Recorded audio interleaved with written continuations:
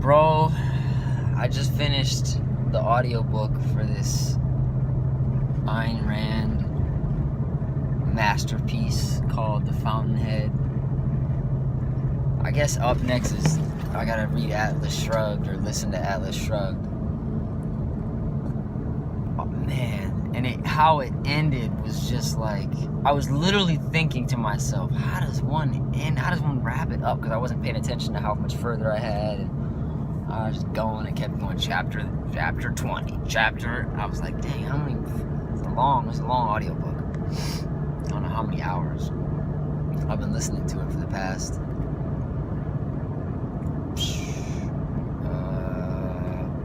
I'd be interested to see when I started listening to it. Like mid-October, at least. Over a month, I feel like. So dense, man. Such a strong perspective from this woman, and she wrote her male characters so well and so divisive. They all had their own devices. That was like, and she gave the world just enough characters to have voices to converse about the other characters in ways that the reader really needed to hear. You really needed to hear, observation of character A from a perspective that only character B could provide. But mind you, she did a character B, C, D, and E. She had this one reporter dude named Toohey. What's his name? Elroy Toohey. What a name, Elroy Toohey. Basically a philosopher, writer, journalist, columnist guy who presented himself really tight-knitly throughout the entire world as an altruist, and his only real desire was the greater good, and he was so admired and so adored by so many people. And yeah, by the way, if you're reading this, then it's a spoiler alert. I mean, if you're watching this, it's a spoiler alert. So yeah, but well, I guess not to make it too much of a spoiler alert, but what I'm really referencing is she just kept showing you one side and then flipping the coin, and showing you one side and flipping the coin, and showing the variety of human nature, and how so many different perspectives can all claim to be right, and all claim to be, justified in their doings, in their behavior.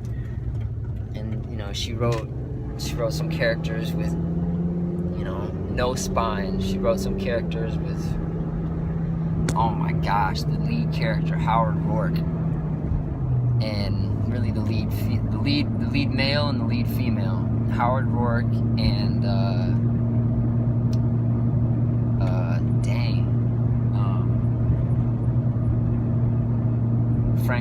Dominique Francone. How she tied it all together. And the whole time she put her philosophy in these characters, so that she was never, and oh my goodness, Howard Rourke, who's this basically the greatest architect of all time. Howard Rourke has this speech at the end where he's on trial, and he basically is making his case. He doesn't even hire a defense attorney. He just makes his case with this. It's one of the greatest speeches I've ever heard, and I don't know how this book hasn't been made into a film yet. Probably because it's so dense and so amazing that it's like, where does one even begin? And how do you break it into parts? I don't know. But anyways, this speech was the speech at the end given by Howard Rourke in this courtroom was Ayn Rand's philosophy in a nutshell. And she basically said, anybody who presents themselves as altruistic you can't be. Even if you are altruistic, in essence, you're self-motivated, and that it is your self's calling, your selfish calling, to do that. And it serves your own nature. It serves not your nature, but it serves your own Yeah, it's basically an admission that all men are selfish. That the natural state of a man or a woman is selfish in nature, but that society has forced us to become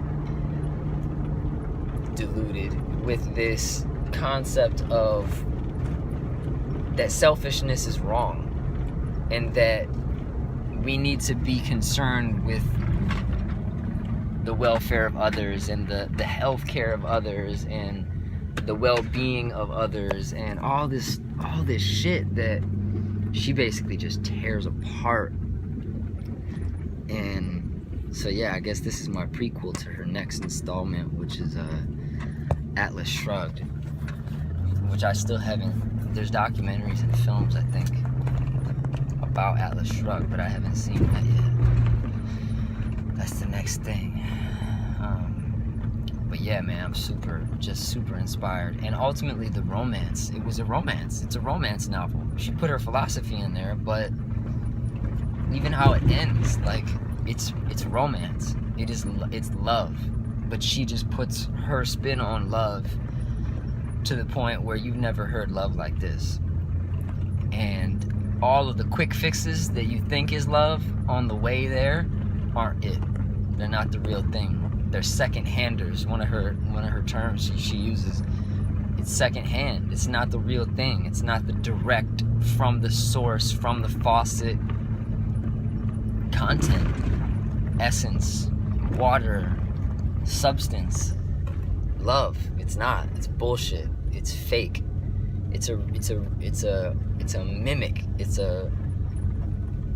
And it's like, that's really what most of society is doing, is participating in this bullshit mimicking of what once in a while comes around and is presented as the real thing, the real deal, the actual authentic from the tap water shit.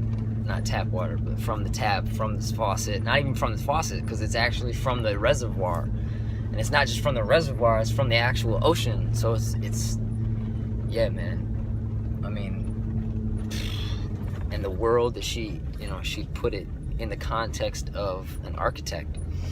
So somebody whose life was concerned with their work. And we see it from this lens of Howard Rourke, pretty much.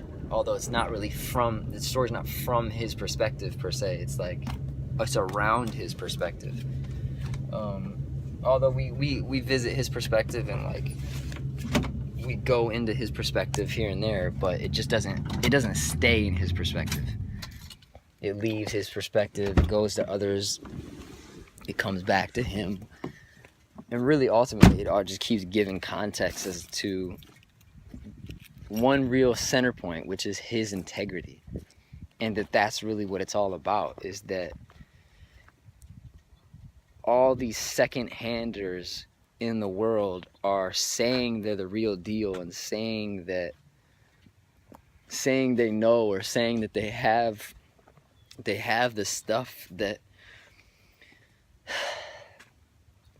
yeah, it's just people fucking standing up on a pedestal and being like, I'm the real thing, I'm the real deal, follow me, or whatever. And then you have people who are so unconcerned with it because it's about the work, and now it's getting into comparison, which is not what it's about either. It's about integrity.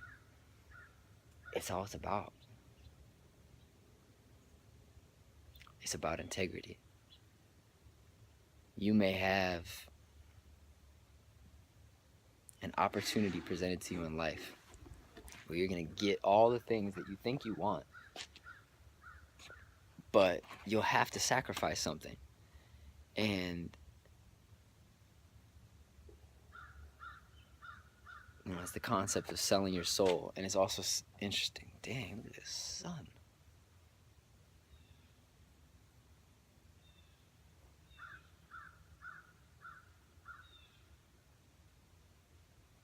Wow, freaking glows.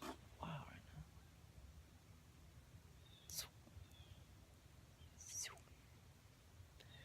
Yeah. it's so interesting too with all this stuff happening with Kanye right now. Cause I'm like, man, what type of internal conflicts is this guy going through right now? And everybody's speculating, and I mean, you can't be any higher on the pedestal to be looked at and commented on and observed on, and and then it really boils down to a conversation, or and not a and